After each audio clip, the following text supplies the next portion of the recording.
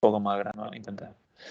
Bueno, este vídeo tiene como objetivo explicar los pasos que se dan para validar un cuestionario.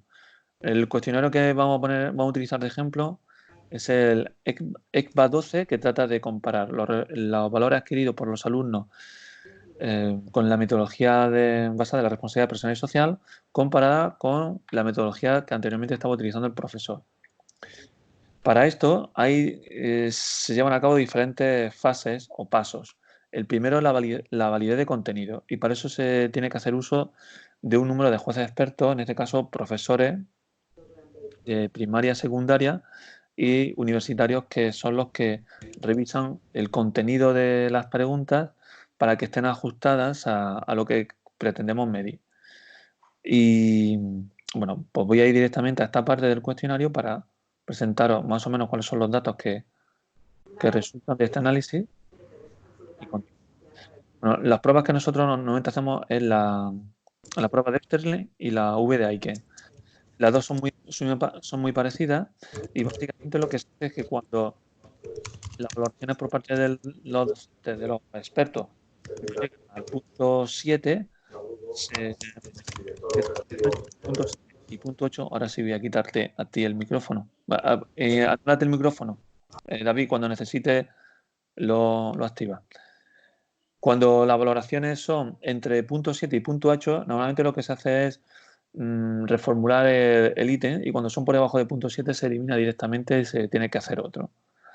Bueno, por eso vemos aquí que están por encima de punto 7, ¿no? Punto 8, punto 9.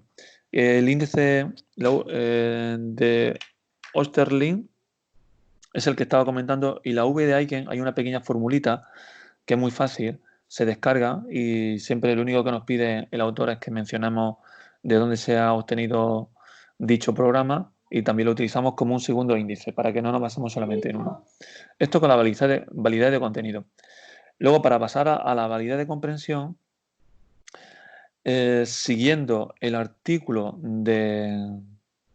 lo tenía por aquí, bueno, ya sé dónde lo tengo. Aquí. Siguiendo el artículo de Lloret Segura y colaboradores, lo primero que hay que hacer, este artículo, bueno, es muy interesante y es muy adecuado para que los que estemos interesados en hacer este tipo de validaciones lo utilicemos siempre. Bueno, pues lo que nos recomienda es que el primer paso que demos sea el de la consistencia interna de la escala. Entonces, para eso se utiliza el alfa de Cronbach, que busca ver la relación que hay entre los diferentes elementos. Bueno, esto creo que bueno, ya seguramente lo habéis hecho en alguna ocasión. La correlación, a ver si me sale. ¿A quién están llamando? A mí. ¿Me están llamando a mí, no? Sí, vale, rechazo la llamada. Entonces, aquí para las correlaciones, bueno, pues las correlaciones bivariadas meteríamos los datos, que no tengo ahora mismo ningún archivo, documento abierto. Venga, voy a abrir este mismo. Bueno, este me parece que no. Voy a abrir. Sí, era este, ¿no? Vale.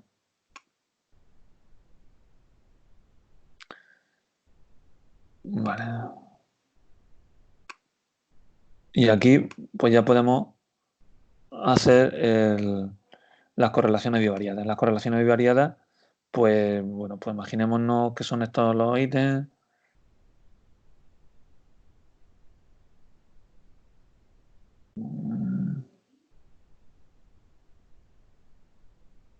Vale, imaginemos que fuesen estos los ítems, que no es el caso. Bueno, y pues lo normal es apuntar las medias de las desviaciones típicas, la correlación...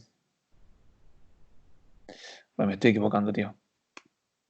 Esto va a ser esto no va a ser Creo que te referirías a la fiabilidad, ¿no? el tutorial, va a ser un seminario. Bajo el seminario.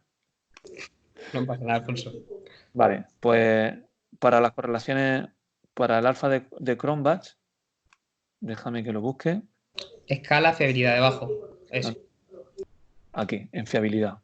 Ahora sí, sería aquí. Este sé que lo controlas tú, David, perfectamente, pero bueno, ya que estamos con esto.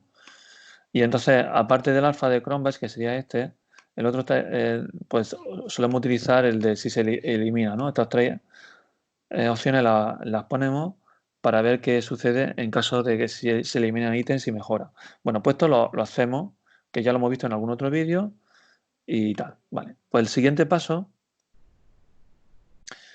es pasar a la habilidad de constructo. Evidentemente, si los valores que nos hubiese dado el alfa de Chroma fuesen por debajo de 0.3, lo tendríamos que eliminar porque tenía un valor muy bajo y no sería adecuado.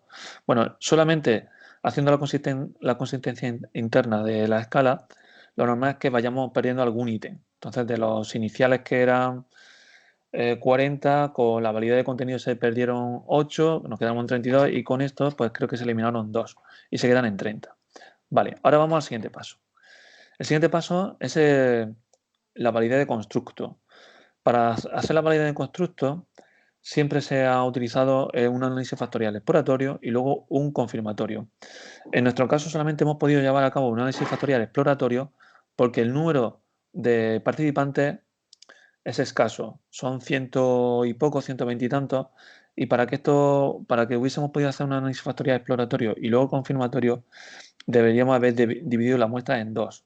Y si la muestra es de menos de 200 alumnos participantes, pues no es adecuado utilizar la misma muestra para hacer el análisis factorial exploratorio y luego confirmatorio, sino que se deben hacer con muestras diferentes.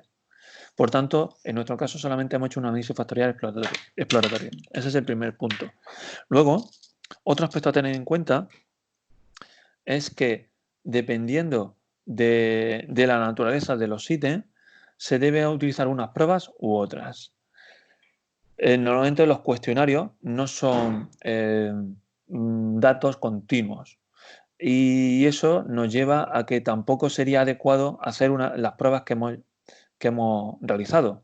Sin embargo, los propios autores, Lloret y colaboradores, abren una puerta diciendo que cuando la naturaleza de los ítems es politómica y cuenta con al menos 5 alternativas de respuesta, que en nuestro caso, si siguen una distribución normal, se puede utilizar lo que es el coeficiente de correlación de Pearson, el índice de Pearson.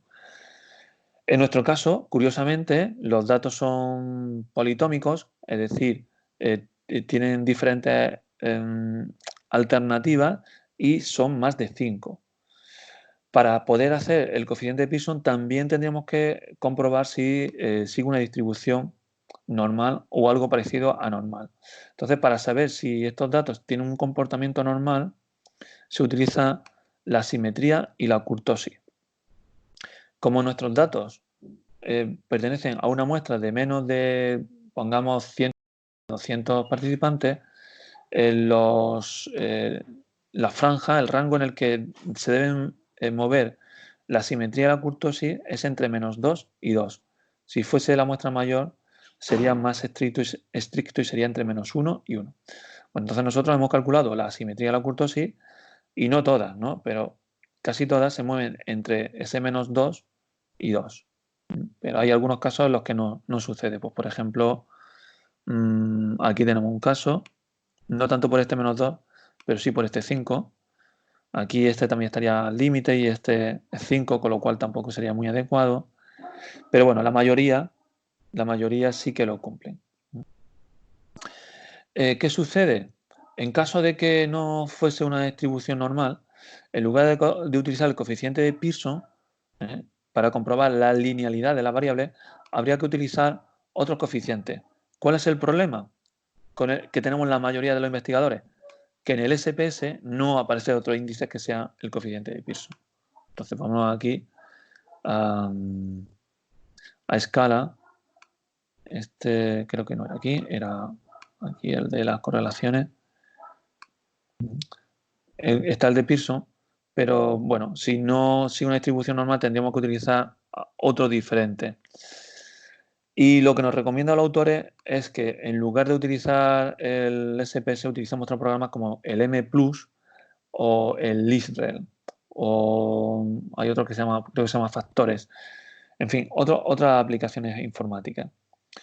Bueno, nosotros como hemos visto que la mayoría de los ítems tienen una distribución normal, pues hemos aplicado el coeficiente de Pearson.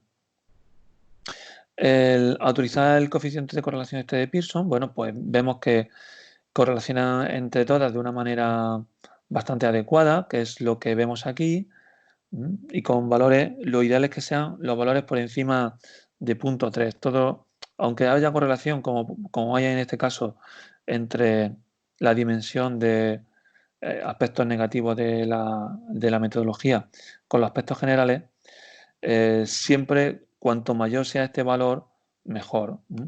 Puesto que valores que sean 0.2 o 0.3 no son tan, digamos, contundentes como puede ser un 0.4 o un 0.5, ¿no? Pero bueno, en nuestro caso, al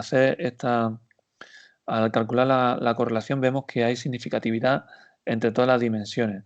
Y esto es un elemento positivo que nos indica que, bueno, pues que el cuestionario, pues,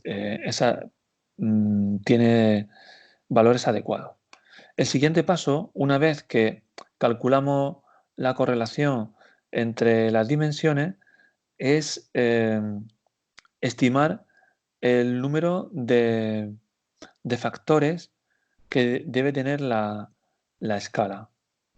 Es decir, cuántas dimensiones debemos tener. Nosotros inicialmente entendíamos que debían ser 5. Vale. Para hacer este paso tenemos que irnos de nuevo al análisis estadístico y nos vamos a reducción de las dimensiones, a factor. Vale, aquí habría que meter los elementos que forman la escala. Imaginamos que son estos 32. Se meten entonces todos los ítems, ¿no? Del cuestionario, todo. Y en extracción tenemos que seleccionar la máxima verosimilitud. ¿Por qué? Bueno, pues es la opción más adecuada por el tipo de datos que estamos tratando, con el que estamos trabajando, ¿no? En esta ventana nos encontramos otro aspecto interesante. Y es que nosotros podemos decirle que queremos que se extraiga con 5 factores. Que la escala tenga 5 factores, que es como inicialmente estaba planteada. Nosotros así fue como hicimos el análisis, pero cuando lo llevamos a cabo, me voy a ir a la salida de resultados, cuando lo hicimos con 5 factores, nos dimos cuenta de que este es el análisis que se hizo. Bueno, pues que había ítems que se situaban por debajo de 0.3 y de 0.4. El artículo, Lloret, nos aconseja que los ítems que tengan un valor por debajo de 0.4 sean eliminados de esa escala. Por tanto, pues por ejemplo, el ítem 3 se eliminó porque no llegaba al 0.4 y así se hizo también con otros. Para hacer esto, de eliminar o que no aparezcan en la matriz, además de la extracción que hemos dicho que sería la de máxima verosimilitud, y a nosotros hemos dicho que nos interesaba con 5 factores, aparte de esto, está la rotación. Hay diferentes tipos de rotaciones. Hasta el momento siempre se ha estado utilizando la Varimax, que es la que nos recomienda, todo el mundo ha utilizado. Bueno, el nuevo artículo nos recomienda que utilicemos la Oblimin directo, que es una rotación, creo que es oblicua, así es como la denomina. Bien, y por último, esta opción no, aquí tampoco, en descriptivos, bueno, yo suelo poner el KMO, hay que ponerlo, y la prueba de felicidad de Barley, ahora veremos por qué. En la extracción, no, en rotación, tampoco, puntuaciones, tampoco. Aquí, vale, esto está buscando. Cuando los valores estén por debajo de 0.4, hemos dicho, deben ser eliminados. Entonces hay que marcar esta casilla para que en la matriz, en la tabla, no aparezcan los valores que están por debajo de 0.4. ¿Vale? Pues entonces ya le daríamos a continuar, aceptar, y los datos que saldrían son los que se presentan en esta matriz. Como estoy diciendo, aquí para el ítem número 3 no aparece ningún valor porque está por debajo de 0.4, con lo cual debería ser eliminado. Y así sucede con otra serie de ítems, ¿vale? Entonces, al eliminar estos ítems,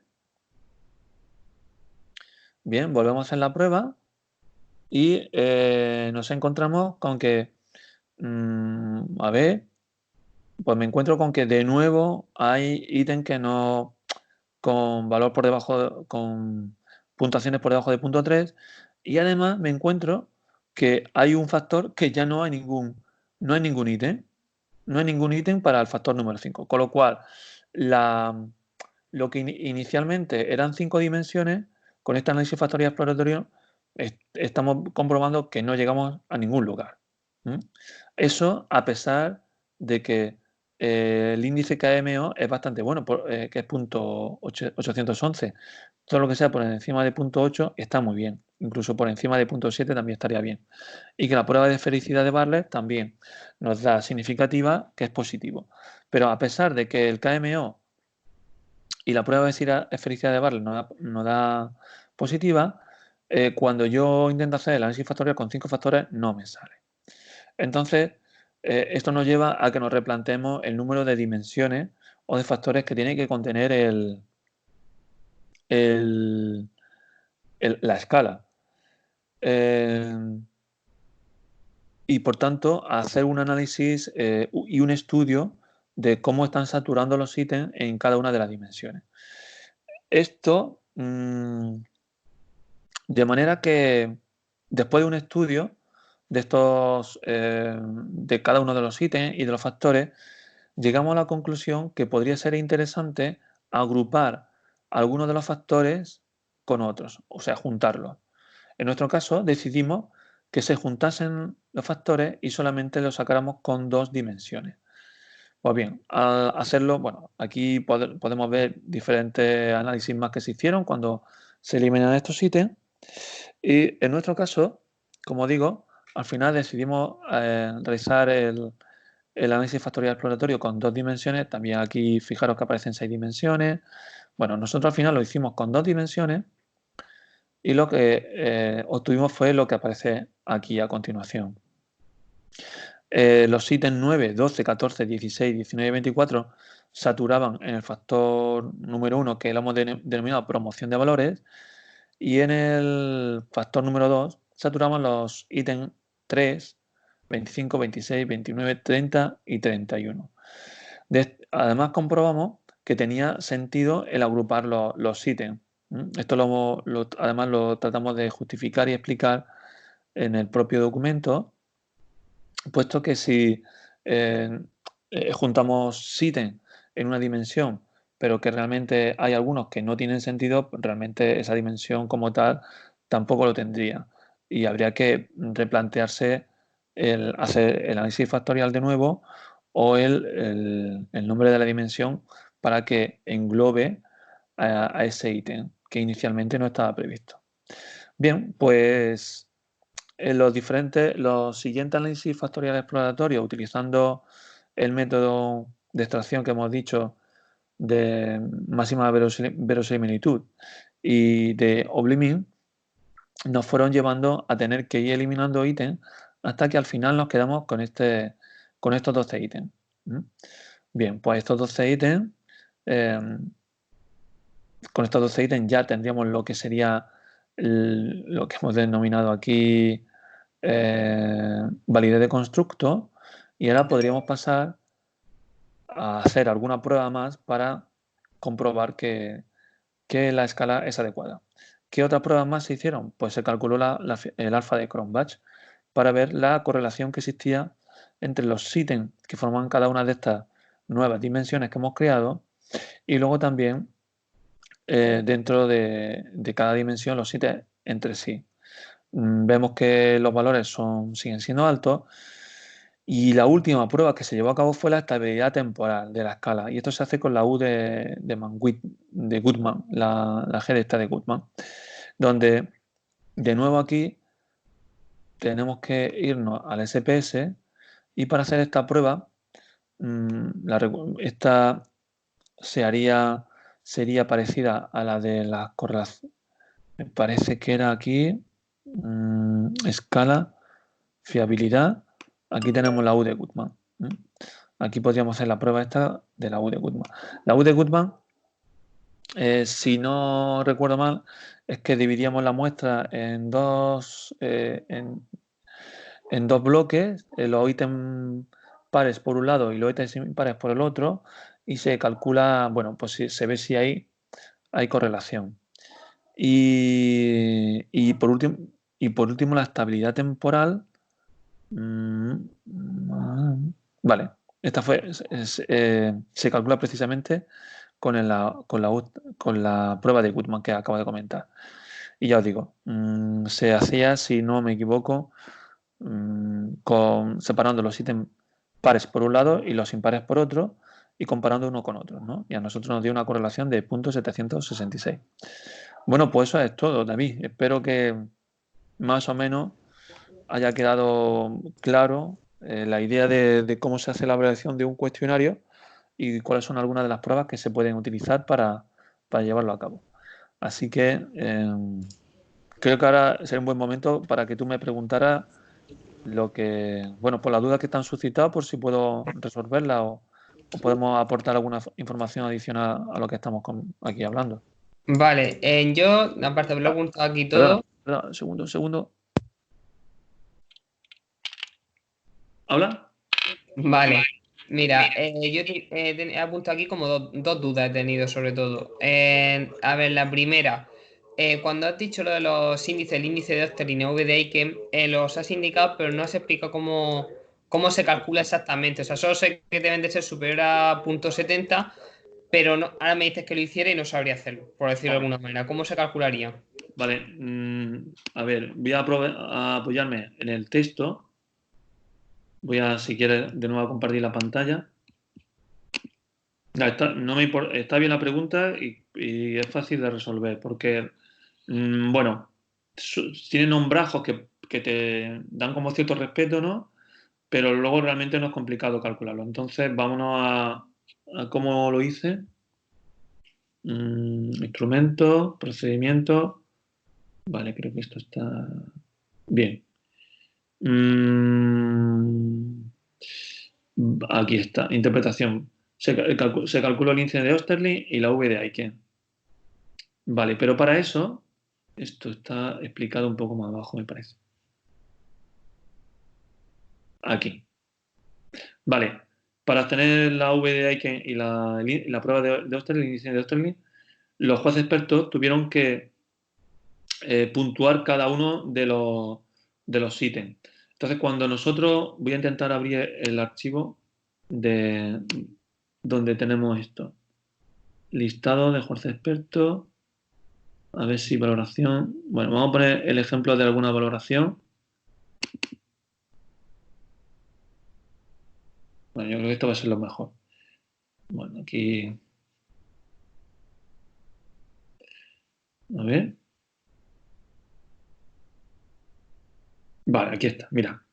Los jueces tenían que puntuar cada uno de los ítems.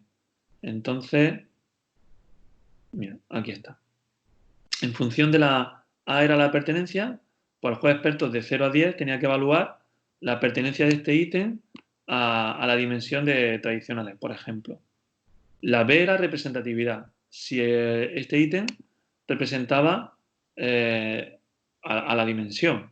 Y por último, si era preciso. Entonces los jueces iban puntuando cada uno de estos apartados.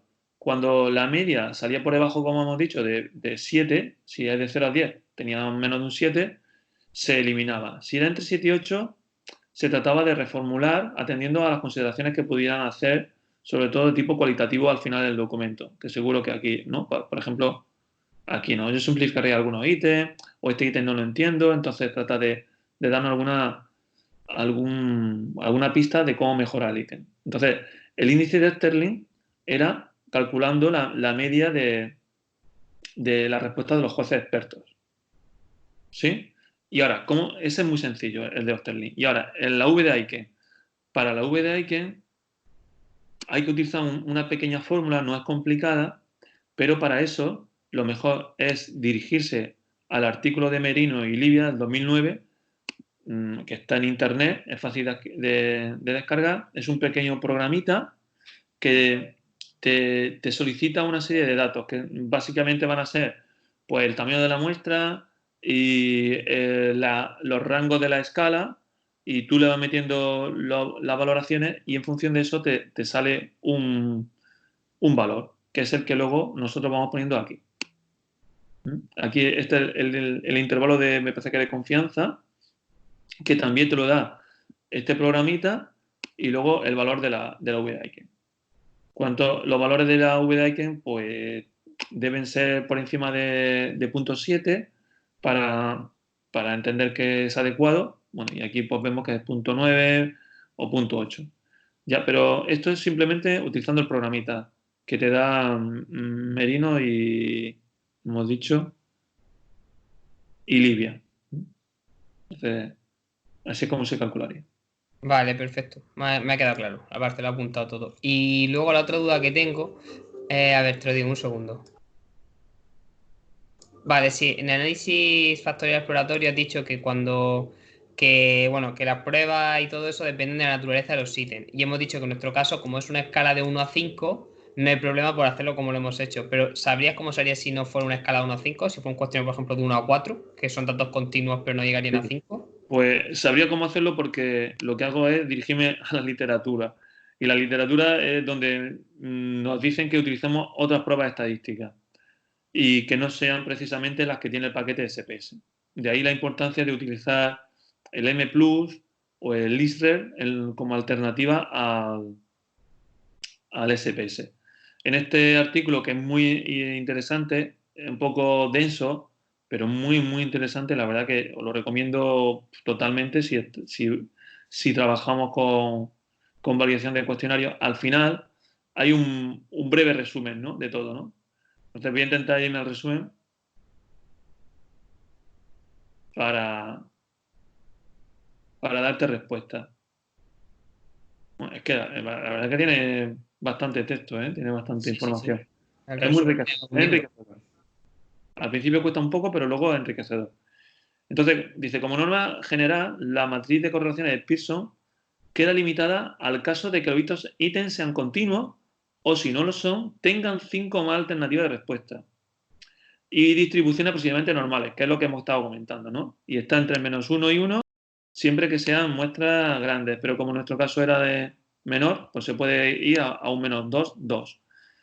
En caso de que no sea así, en la mayor parte de los casos restantes, lo aconsejable es utilizar una matriz de correlaciones policórica o tetracórica, según el caso. Entonces, para esto, que a mí me sonaba chino, en nuestro caso también podría ser interesante utilizar una matriz de correlaciones policórica. Y para este análisis, pues tenemos que utilizar el LISRE, el M+, o alguno parecido. El problema es que son programas que también cuestan dinero. Y no, pues. Vale. Y tienes cierta dificultad a la hora también de utilizarlos, porque no estamos acostumbrados al entorno que se nos presenta. Estos son los programas, ¿no? El LISRE, como decía. Dicen que hay un paquete para el SPS que es el denominado factor, que también se puede utilizar. Eso es lo que te puedo. Bueno, a ver, podríamos. Si los datos, la escala es de -5, tiene -5 opciones de respuesta, pues ya nos vamos a tener que ver obligados a utilizar este tipo de paquetes informáticos. Vale, o sea, mejor de primera ponerle con 5 respuestas y vamos a lo nuestro. Como mínimo. Como mínimo. Y que sean intentar que sean más de 200 los participantes para poder llevar a cabo el análisis factorial confirmatorio. ¿Ese procedimiento sería así, el mismo? Sí. Es igual, pero dividiendo la muestra, por decirlo así. Sí. El procedimiento sería, o sea, todo el análisis factorial exploratorio, como he explicado, sería exactamente igual. No, en el propio artículo te indica que no es necesario el tener que utilizar siempre un análisis factorial confirmatorio, porque son, digamos, que tienen como objetivos distintos y muchas veces se confunden. Pero aquí es donde viene precisamente explicado, ¿no?, en este párrafo. Pero bueno, al final yo siempre entiendo que el análisis factorial confirmatorio, pues como su nombre indica, confirma lo que ya anteriormente has tratado de averiguar mediante el exploratorio. Lo que sucede es que para el exploratorio es muy recomendable que utilicemos otros programas informáticos distintos del SPS. Eso sí que aquí insiste bastante en el artículo sobre este tema. El LISRE o el M+.